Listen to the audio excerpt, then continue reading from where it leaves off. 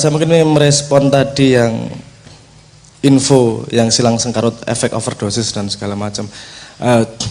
Menurut saya apapun kalau terlalu banyak itu beracun.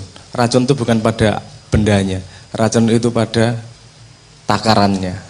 Vitamin C itu tidak beracun, tapi nek mangan sak truk ya tadi racun. Internet, sosial media kalau cukup pas porsinya juga informatif kalau bisa memilahnya. Dan karena semua orang bisa berbicara, dulu ada peneliti yang namanya Dunning-Kruger. Itu banyak terjadi efek-efek Dunning-Kruger. Dunning-Kruger gini, uang orang ngerti tapi merasa tahu. Dan karena pengetahuannya cekak, justru dia merasa paling tahu. Dan itu suaranya yang paling keras. Biasanya yang paling ngotot, yang paling ngerasa bener, paling ngerasa ngerti. Biasanya itu efek dari yang disebut sebagai Dunning-Kruger efek. Justru karena dia tidak tahu banyak, dia ngomongnya merasa paling benar. Karena biasanya orang yang tahu banyak, dia pasti tahu anomali dari setiap kebenaran. Tidak ada yang benar-benar benar kecuali kebenaran Tuhan. Setiap kebenaran yang kita anggap pasti ada titik salahnya, pasti semuanya. Alam pun memberi contoh seperti itu dengan anomali air pada 4 derajat Celcius, anomali besi pada akeh banget anomali yang kamu anggap pasti mesti ono anomali ini. Nah, orang yang pengetahuannya luas, dia tahu anomali itu sehingga tidak orang gampang ngomong iki mesti bener, iki mesti salah. Jadi yang dikeluarkan adalah mengajak diskusi, mencari kebenaran bersama, bukan mencari siapa yang benar, tapi mencari apa yang benar.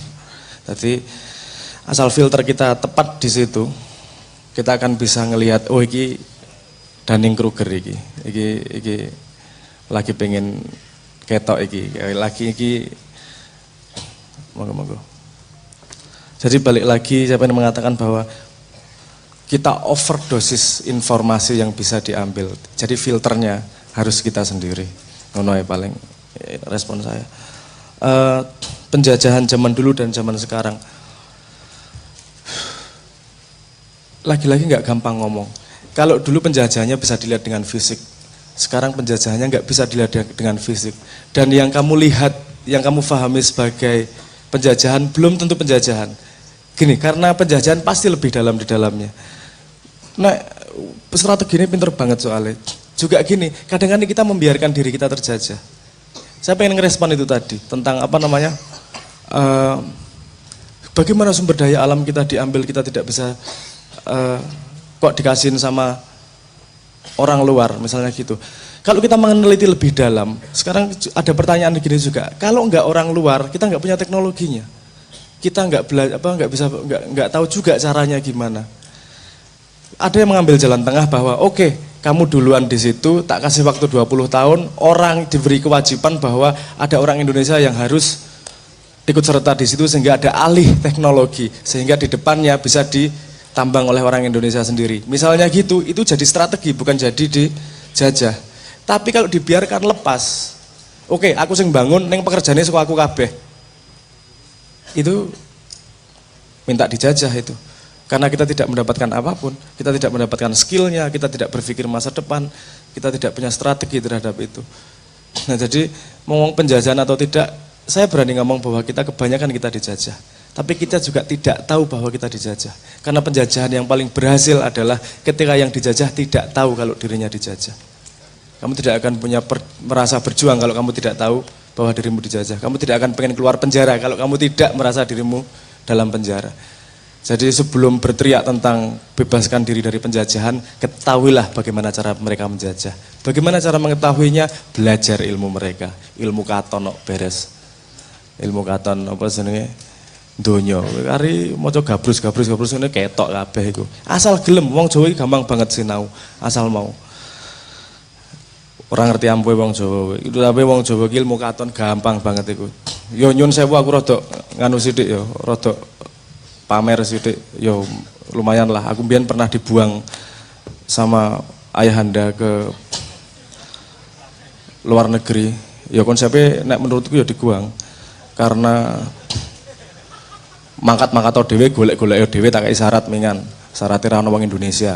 Yo wis mangkat aku. Ditiliki pisan wae ra tau. Ya saya membalas juga. Saya sampai sana baru 3 bulan 4 bulan ngirim email, wis tekan, ngirimnya ngono tok, njuk dipisui juga. Gue ki yo ngabar-ngabari ngono nek mati kan aku yo salayat ngono. Tapi itu kawah candra di muka yang luar biasa buat saya. Dan menurut saya kenapa saya mau ke sana? Aku pengen sinau tenan ilmumu sepiro to jane? Apa to piye carane to? Tidak dalam rangka merendahkan atau dalam rangka menghamba meninggikan, tapi saya tidak akan bisa memahami dia kebenarannya kalau saya tidak belajar ilmu dia. Tidak ada orang yang dengan sengaja berbuat salah.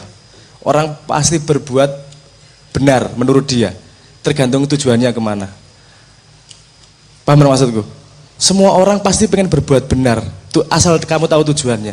Dia pasti menuju suatu tempat. Bahwa tujuanmu berbeda yang membuat kamu melihat perbuatannya salah. Kalau kamu memahami cara dia, oh ngene, arahnya ke sana, kamu akan paham kebenaran dia, dan kamu paham dunia dia. Nah saya, Rono, aku dalam waktu 5 tahun, aku menyelesaikan matematika rampung, fisika rampung, psikologi D3, komputer science sedikit, itu dalam waktu uang kuliah standar, 4 tahun, 5 tahun. Itu dudu urusan pinter, urusan ilmu katon. Donya iki gampang, karena nek wis apa jenenge nyun sewu dalam petik gampang. Yang kamu belajar itu bukan ilmunya, yang kamu belajar bahasanya.